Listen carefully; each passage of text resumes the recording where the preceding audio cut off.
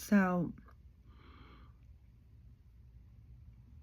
one of the things that we also have to deal with, I don't even think I think it's just loss altogether, right? Loss of a loved one, parent, family member, cousin, spouse, child. We are bum rushed with emotions.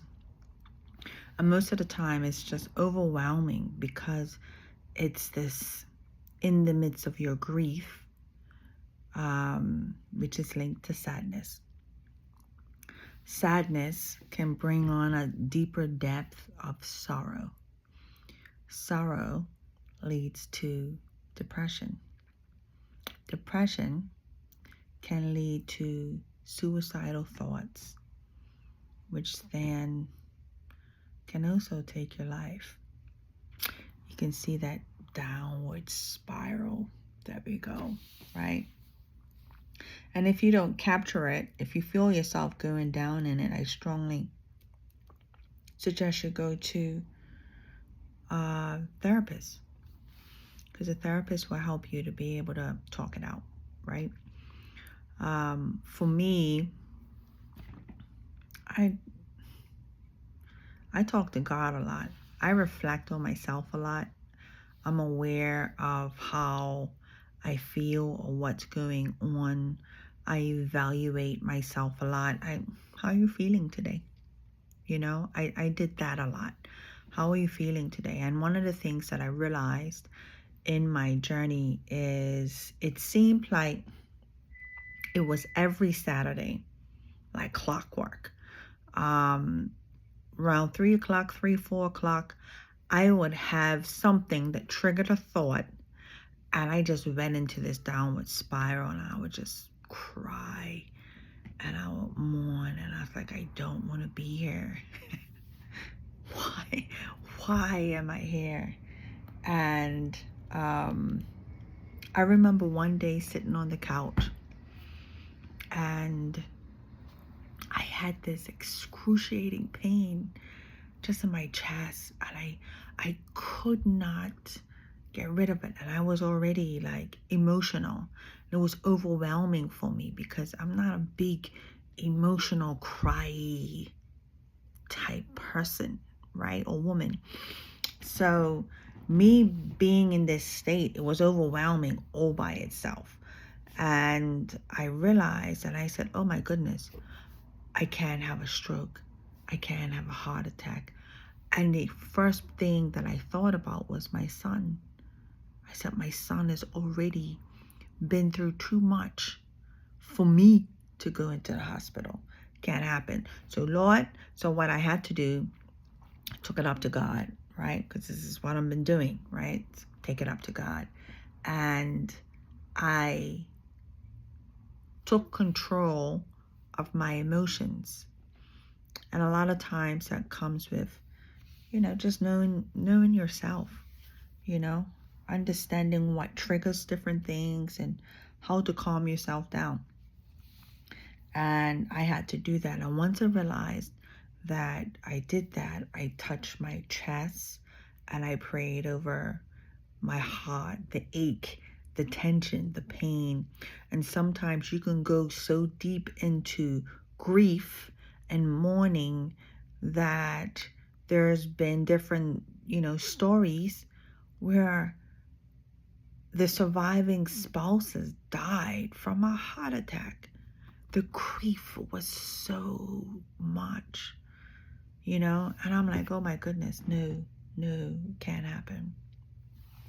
So I tried to navigate through my emotions. And one of the things that I found, I talked about it already, about a community. So I had the prayer warriors that prayed with me. But then after it's all over, it dies down. It gets really quiet, and you have to navigate through things on your own, right? But still having a close community, it's wonderful. And I learned to appreciate it even more so. So in my church, we call it life groups, but it's like small groups, right? And this is coming around August, around this time again. So I was reaching my 1 year anniversary. And I had, my church does this spiritual growth campaign. It's a 6-week thing where it just encourages everybody to go deeper into the word, or to connect with people, to be a part of a life group, to understand the beauty of fellowship, right? Talking about the word. If you don't understand something, you go deep in it, right? And I was leading one of those groups,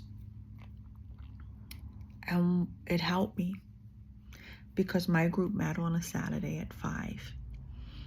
And I realized that, and I was leading it. So as a leader, you got to be prepared for the group, the lesson, whatever it is, the discussions, prompting questions, whatever, right? I was inviting people over to my house because I needed people in my house. And yeah, that helped me, because what it did was it changed my focus from my sorrow, my grief, and I focused on the Word of God, or connecting with these ladies that came over to the house. And they would ask how I'm doing. They would pray with me. They would, be concerned. We would just grow together. We would be concerned about each other and the different things that we go through, because we're always going through something, right? But I can honestly say that helped me. And then I have other people that it's closer in my community, that it doesn't matter if I feel like company or not, they're coming over. I don't feel like company. I just want to sit there. Nope, we're just going to sit there and be quiet. We can watch a movie. We can get something to eat. We can just sit there and stare out the window. I don't care. I'm coming over, and you need that. When you're going through grief and widow, any type of loss, you need that. Not to talk about your issues, but just to have that company, just to talk about anything, just to explore and do anything. And that was really, really essential for me. I am so appreciative for that. It gave people, it's not often that I'm down and out.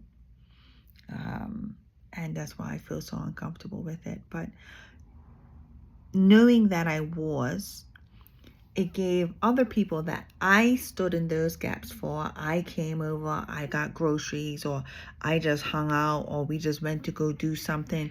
We just talked about anything, right? Instead of the issue at hand. And then if they felt like it, they did. And I was there for them, and I prayed with them, and I encouraged them. I checked up on them, just let them know, hey, I'm still here. I'm still present. And it gave other people an opportunity to do the same thing. And I was grateful for it. So grateful. So for those of you that have not received loss, and people that have, the best thing that you can do is just be present. Cook food, go out to get something to eat. Most of the time, they probably don't feel like doing anything, but it's okay.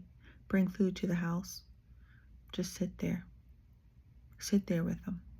You don't have to talk. If they don't feel like talking about anything, bring random thoughts. You want to play a game, whatever it may be, whatever works best for them. But that's how you show up. You don't show up to talk about how you're doing, because a lot of times we get tired of that. We got tired of talking about how we're doing. We're going to say we're fine, even though a lot of times it's sporadic. It goes up and down. So when you may ask if we're okay, we may be okay in that moment. But all in all, we're still trying to find a new normal, and it takes time. So just community is key. And if you know anyone and they may not have a community, reach out to them. Go over to them. Become their community, because they're going to need you more than ever. They may be grouchy. They may be miserable. Just understand. They're going through a life-changing event. And it's gut-wrenching. It's gut-wrenching. But they will get through it. But they can't get through it by themselves. So if they don't have a therapist and they don't have a community, they will not get through it by themselves. So make sure you reach out. That is key. That was key for my journey. I didn't need a therapist, but I didn't realize that I needed the community. And the community helped tremendously. And I am grateful to God for them. Until the next time.